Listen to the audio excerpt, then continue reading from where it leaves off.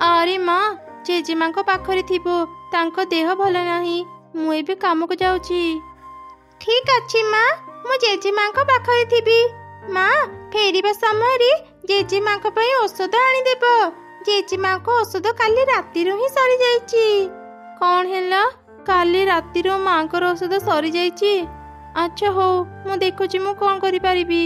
एमिति कही माँ चढ़ी ता काम को चली गला। ता स्वामीर मृत्यु परी से काउर जमीर काम करुथिला। कथा कौन चढ़ई आज एते डेरी करदेलु आसिया पई। एई मास तो 2 थर डेरी कलुनी। आओ जदि केबे डेरी आसीबू मु तते कामरु बाहर करि देबी।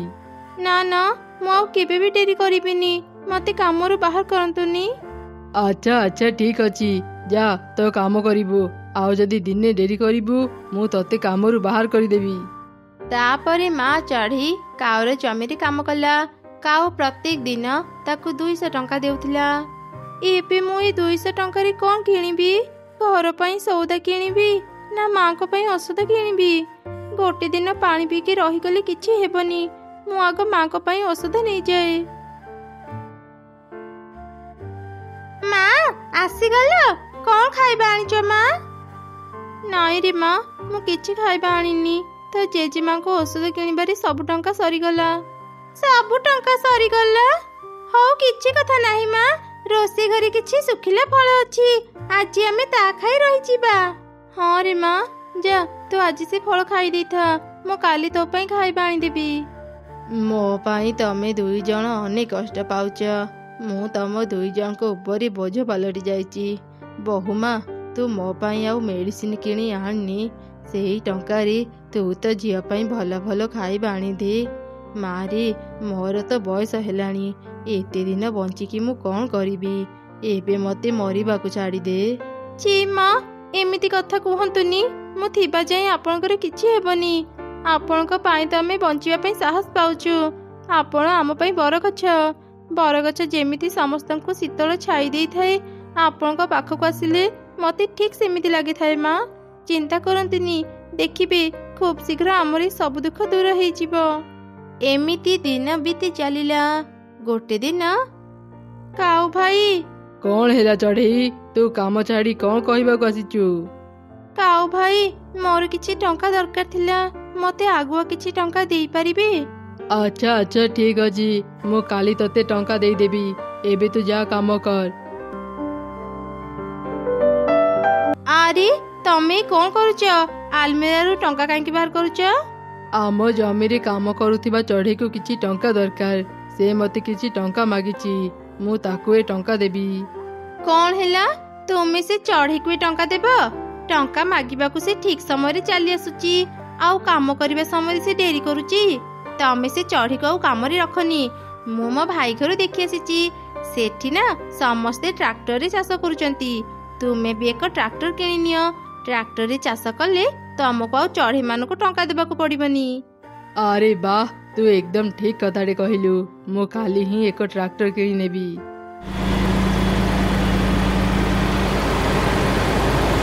अरे चढ़ई तू मते टंका मागिथिलु ना एई ने टंका आउ सांगरे किछि परिबा नै जा घरे रोषेई करी खाइबू। धन्यवाद काऊ भाई मु तुमरी उपकार केबे भूलिबिनी। चढ़ई ए टंका तोर शेष टंका थिला तू कालीठु आउ काम को आसीबुनी। काम को आसीबिनी माने तुमे कौन कहूच काऊ भाई। मु एक ट्रैक्टर किनिची। एबे मु खूब सहजरे ट्रैक्टर द्वारा मो जमी चाष करि परिबी। चढ़ई तते आउ मो जमी रे काम करिबाकू पड़िबनी। ना ना काऊ भाई मते कामरु बाहर करंतुनी। मो काम चली गले आमे खाइबाकू पाइबुनी।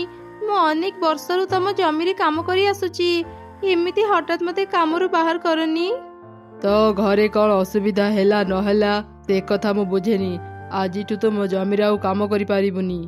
काउर एपरी कथा शुणी माँ चढ़ी कांदी कांदी निज घर को फेरी आसिला। ता काम चली जीवा कथा से तार झियो को कहिला। माँ आउ मन दुख करनी सब किछि ठीक है जिवो। ए परिबा कौन घर पई आनिचो दियो मु काटी के रोसे करि देबी। चढ़ी छुआ जेमिति से परिबा को छुईला हठात से परिबा भितरु एक परी बाहरिला। किए तमे। मो जणे परिबा परी। चढ़ी तू बहुत परिश्रमी ତୋ ପରିଶ୍ରମ ଗୁଣ ଦେଖି ହିଁ ମୁଁ କାଉ ଜମିରେ ରହିଥିଲି। ଆଜି ଯେତେବେଳେ କାଉ ତତେ କାମରୁ ବାହାର କରିଦେଲା, ମୁଁ ବି ତୋ ସାଙ୍ଗରେ ଚାଲି ଆସିଲି। ଆଜିଠୁ ମୁଁ ତୋ ସାଙ୍ଗରେ ରହିବି। ଚଢ଼େଇ, ଏ ପରିବା ଘର ଆଜିଠୁ ତୋର। ତୁ ଏ ପରିବା ଘରୁ ଅନେକ ପରିବା ପାଇବୁ, ଆଉ ସେ ପରିବା ବିକ୍ରି କରି ଟଙ୍କା ରୋଜଗାର କରିପାରିବୁ। ହେଲେ କାଉ ବି ତ ପରିବା ବିକ୍ରି କରି, ସେ କ'ଣ ମୋତେ ବଜାରରେ ପରିବା ବିକ୍ରି କରିବାକୁ ଦେବ? ତୁ ସେ ବିଷୟରେ ଜମା ଚିନ୍ତା କରନି ଚଢ଼େଇ। ତୋ ପରିବାର ସ୍ୱାଦ ସମସ୍ତଙ୍କୁ ଭଲ ଲାଗିବ। ସମସ୍ତେ ତୋ ପାଖରୁ ହିଁ ପରିବା କିଣିବେ। ମୁଁ ତୋ ପାଖରେ ସବୁବେଳେ ରହିଛି। ତାପରେ ଚଢ଼େଇ ସେ ପରିବା ଘରୁ ପରିବା ନେଇ ବଜାରକୁ ଯାଉଥିଲା ଆଉ ବିକ୍ରି କରୁଥିଲା। ଏମିତି ଧୀରେ ଧୀରେ ତାଙ୍କର ସବୁ ଅଭାବ ଦୂର ହେଇଗଲା। ଚଢ଼େଇ ଏକ ନୂଆ ଘର କିଣିଲା, ତାର ଶାଶୁ ବି ଭଲ ହେଇଗଲା। ପରିବା ନିଅ ପରିବା, ମୋ ପରିବା ଭାରି ଭଲ, ମୋଠୁ ପରିବା ନେଇଯାଅ, ଖୁବ୍ କମ୍ ଦାମରେ ମୁଁ ପରିବା ଦେବି। କାଉ, ତା ପରିବାର ଦାମ ଯେତେ କମ୍ ଥିଲେ ବି ଆମେ ତା ପାଖରୁ ପରିବା କିଣିବୁନି। ଚଢ଼େଇର ପରିବା ଭାରି ସ୍ୱାଦିଷ୍ଟ, ଆମେ ତା ପାଖରୁ ହିଁ ପରିବା କିଣିବୁ। ତୋ ପରିବା ତୁ ନିଜେ ଖା। ନା ନା, ଯାଅନି, ରହିଯାଅ, ମୋଠୁ ପରିବା ନେଇଯାଅ। ଏ ଚଢ଼େଇ ଯେବେଠୁ ବଜାରକୁ ଆସି ପରିବା ବିକ୍ରି କଲାଣି, ସେବେଠୁ କେହି ବି ମୋ ପାଖରୁ ପରିବା କିଣୁନାହାନ୍ତି। ମୁଁ ଏ ଚଢ଼େଇକୁ ଜମା ବି ଛାଡ଼ିବିନି। ମୋ ଜମିରେ କାମ କରି ଏବେ ମୋ ସହ ଟକ୍କର ଦେଉଛି। ମୁଁ ଆଜି ହିଁ ତାର କିଛି ବ୍ୟବସ୍ଥା କରିବି। ଏ ଚଢ଼େଇ, କୁଆଡ଼େ ଗଲୁ? ଶୀଘ୍ର ବାହାରକୁ ଆସେ। ମୋ ସହ ଟକ୍କର ଦେଇ ତୁ କିଛି ଭଲ କରିନୁ। ଏମିତି ପାଟି କାହିଁକି କରୁଛ? ଏଇଟା ଗୋଟେ ଭଦ୍ର ଚଢ଼େଇର ଘର। ବେଶୀ ପାଟି ନ କରି ଏଠାରୁ ଚାଲିଯାଅ। କ'ଣ ହେଲା? ତୋ ମୁହଁ ତ ଭାରି ବଢ଼ିଗଲାଣି। ମୋ ଜମିରେ କାମ କରୁଥିଲୁ, ଆଉ ଆଜି ଏତେ ବଡ଼ ବଡ଼ କଥା କହୁଛୁ? ତୁମ ଜମିରେ କାମ କରିଥିଲି ବୋଲି ତୁମ ସହ ଭଲରେ କଥା ହେଉଛି, ନହେଲେ ତ ଗଳା ଧକ୍କା ଦେଇ ତୁମକୁ ଏଠୁ ବାହାର କରିଦିଅନ୍ତି। ଏ ପରିବା ଘର ପାଇଁ ତ ଫୁଟାଣି ବଢ଼ି ଯାଇଛି। ଆଜି ମୁଁ ତୋର ଏ ପରିବା ଘରକୁ ଭାଙ୍ଗିଦେବି, ତାପରେ ଦେଖିବି ତୁ କେମିତି ରୋଜଗାର କରିବୁ। ରହିଛ ଦୁଷ୍ଟ କାଉ, ତୁ ଚାହିଁଲେ ବି ଏ ଘରକୁ ଭାଙ୍ଗି ପାରିବୁନି। ଚଢ଼େଇର ପରିଶ୍ରମ ଗୁଣ ପାଇଁ ହିଁ ମୁଁ ଏତେ ଦିନ ତୋ ଜମିରେ ରହିଥିଲି। ମୁଁ ତୋ ପାଖରେ ଥିଲି ବୋଲି ତୁ ଏତେ ଉନ୍ନତି କରିପାରିଲୁ। ତୁ ଯେବେ ଚଢ଼େଇକୁ କାମରୁ ବାହାର କରିଦେଲୁ, ମୁଁ ବି ତା ସହ ଚାଲି ଆସିଲି। ଆଜି ତୋର ଯାହା ବି କ୍ଷତି ହେଉଛି, ସେସବୁ ପାଇଁ ତୁ ନିଜେ ଦାୟୀ। ତୋ ଜ୍ଞାନ ତୋ ପାଖରେ ରଖ। ତୁ ନଥିଲେ ବି ମୁଁ ଉନ୍ନତି କରିପାରିବି। ଆଜି ଏ ଘର ସହ ମୁଁ ତତେ ବି ମାରିଦେବି। ଏମିତି କହି କାଉ ପରୀକୁ ମାରିବା ପାଇଁ ତା ପାଖକୁ ଗଲା। ପରୀ ତା ଯାଦୁ ଶକ୍ତିରେ କାଉକୁ ଏକ ବେଙ୍ଗ କରିଦେଲା। କାଉ କାନ୍ଦି କାନ୍ଦି ସେଠାରୁ ଚାଲିଗଲା। ସେବେଠାରୁ ଚଢ଼େଇର ଆଉ ଚିନ୍ତା ରହିଲାନି। ସେ ପ୍ରତିଦିନ ପରିବା ବିକ୍ରି କରି ଖୁସିରେ ନିଜ ପରିବାର ସହ ରହିଲା। ରାଜୁ ନାମକ ଏକ ଚଢ଼େଇ ରିନୁକୁ ବାହା ହେଇ ଘରକୁ ଆସିଲା। ଆରେ ବାପା, ତୁ ଆସିଗଲୁ ମୋ ନୂଆ ବୋହୂମାକୁ ନେଇ। ରହ ରହ, ମୁଁ ଏବେ ତ ଝିଅକୁ ଡାକୁଛି। ଆରେ କୁନି, ହେ କୁନି, ଆ ଦେଖିବୁ ତୋ ମା ଆସିଛି। ମା ଆସିଛି? ସତରେ? କାଇଁ, ମୋ ମା କୋଉଠି ଅଛି? ଆରେ ଏଇ ରିନୁ, ଆଜିଠୁ ଇଏ ତୋର ନୂଆ ମା। ନୂଆ ମା? ହେଲେ ମୋ ମା କାଇଁ? କୋଉଠି ହଜି ଯାଇଛି ମୋ ମା?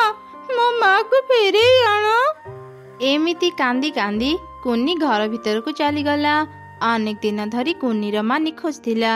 ସେଥିପାଇଁ ରାଜୁ ଆଉ ଥରେ ବାହା ହେଇଗଲା। ମା, କୋଉଠି ଅଛୁ ମା? ମତେ ଛାଡ଼ି କାହିଁକି ଚାଲିଗଲୁ? ବାପା ନା ଆଉ ଥରେ ବାହା ହେଇଗଲେ।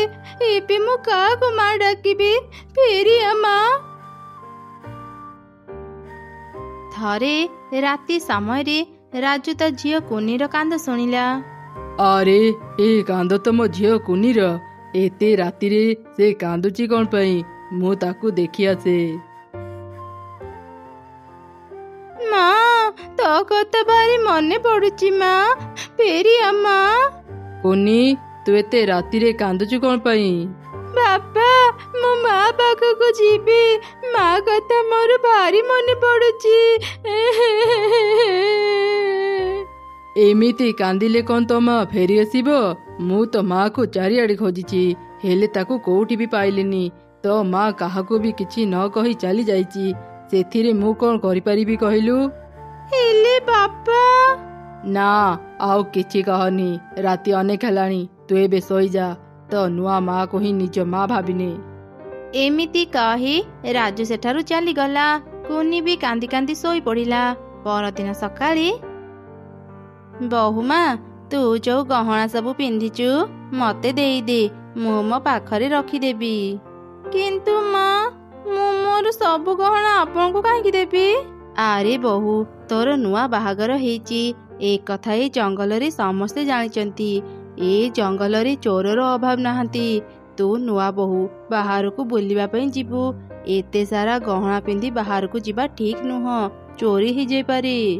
ହେଲେ ମା। ଏତେ କଥା କାହିଁକି କହୁଛୁ ରିନୁ? ମାକୁ ତୋର ସବୁ ଗହଣା ଦେଇଦେ, ମା ତୋର ଭଲ ପାଇଁ ହିଁ ଏସବୁ କହୁଛି। ରାଜୁର କଥା ଶୁଣି ରିନୁ ତା ଶାଶୁକୁ ତାର ସବୁ ଗହଣା ଦେଇଦେଲା।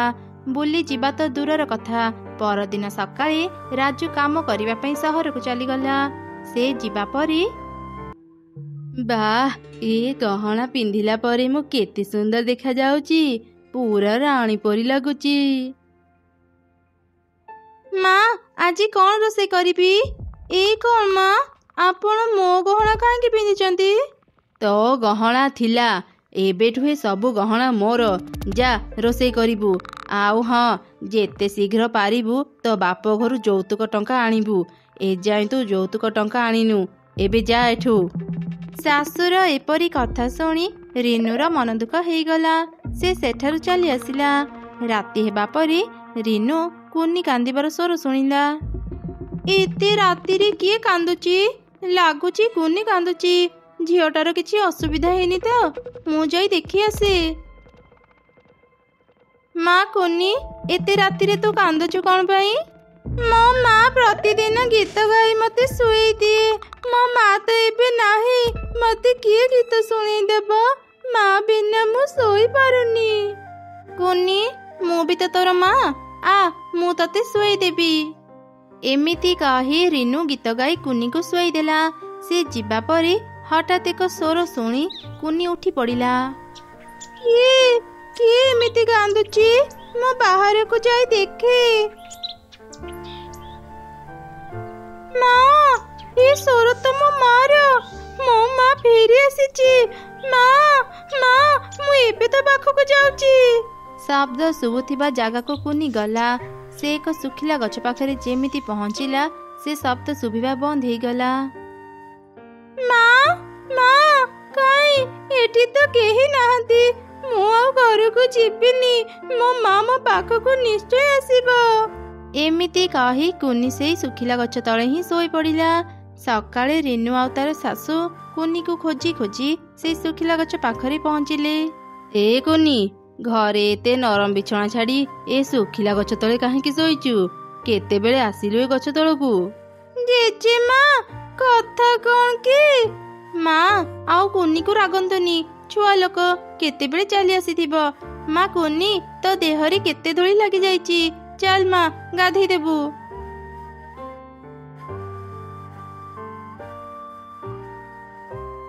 ଆରେ ମା କୁନି, ତୁ ସେ ଶୁଖିଲା ଗଛ ପାଖକୁ କାହିଁକି ଯାଇଥିଲୁ? ମୁଁ ଶୁଣିଥିଲି ସେ ଶୁଖିଲା ଗଛରେ କୁଆଡେ ଭୂତ ରୁହନ୍ତି। ନୂଆ ମା, ଜାଣିଛ, ଗତକାଲି ନା ସେ ଶୁଖିଲା ଗଛ ପାଖରୁ ମୁଁ ମୋ ମାର ସ୍ୱର ଶୁଣିଥିଲି। ସେଥିପାଇଁ ତ ମୁଁ କାଲି ସେଠି ଶୋଇ ପଡ଼ିଥିଲି। ଝିଅଟା ନିଜ ମା ପାଇଁ କେତେ କଷ୍ଟ ପାଉଛି। କାହିଁକି ଯେ ତା ମା ନିଜ ଝିଅକୁ ଛାଡ଼ି ଚାଲିଗଲା। ଆଚ୍ଛା ମା କୁନି, ତୁ ଖାଇବା ଖାଇସାରି ପାଠ ପଢିବୁ। ମୁଁ ଏବେ ଯାଉଛି।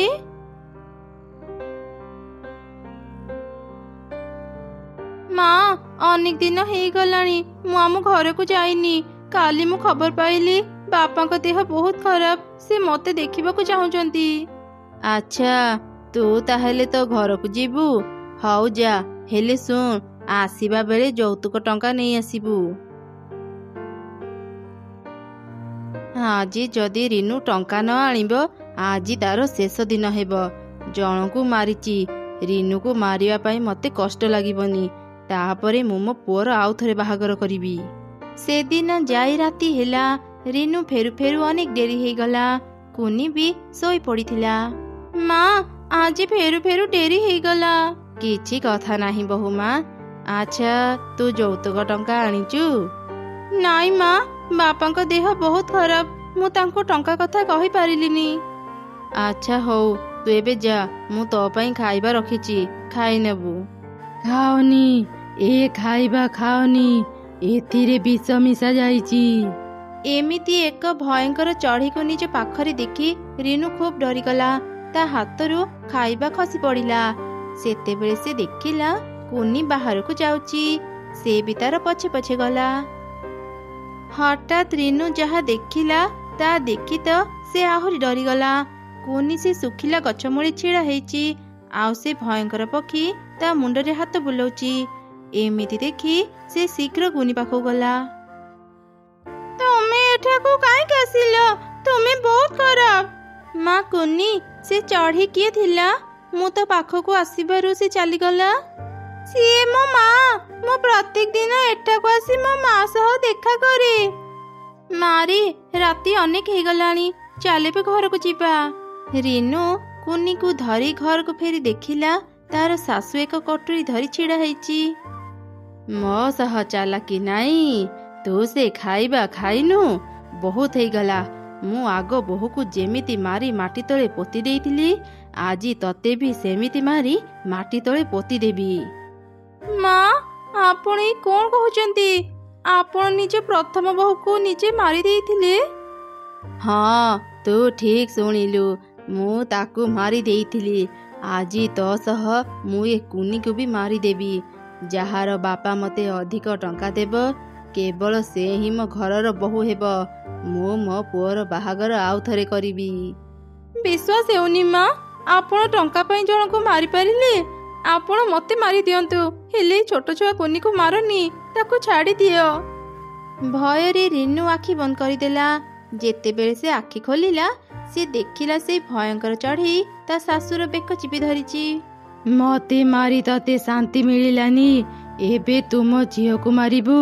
ମୁଁ ଆଜି ତତେ ଛାଡ଼ିବିନି। ନା, ମତେ ମାରନି, ମତେ ଛାଡ଼ିଦେ। ସେ ଭୟଙ୍କର ଚଢ଼େଇ କୁନି ମାର ଆତ୍ମା ଥିଲା। ସେ ତାର ଶାଶୁକୁ ମାରିଦେଲା। ମା, ମା। କାନ୍ଦିନି ମା, ମୁଁ ସବୁବେଳେ ତୋ ପାଖରେ ହିଁ ଅଛି। ଆଜିଠୁ ଏ ରିନୁ ତୋର ମା। ରିନୁ ଭଉଣୀ ମୋ ଝିଅର ଧ୍ୟାନ ରଖିବ। ଆଜିଠୁ ସେ ତମକୁ ଲାଗିଲା। ଚିନ୍ତା କରନି ଭଉଣୀ, ମୁଁ ତୁମ ଝିଅର ନିଜ ଝିଅ ପରି ଧ୍ୟାନ ରଖିବି। ମୁଁ ତୁମକୁ କଥା ଦେଉଛି। ତାପରେ ସେ ଆତ୍ମା ସେଠାରୁ ଚାଲିଗଲା। କୁନି ରିନୁକୁ ଧରି ଅନେକ କାନ୍ଦିଲା।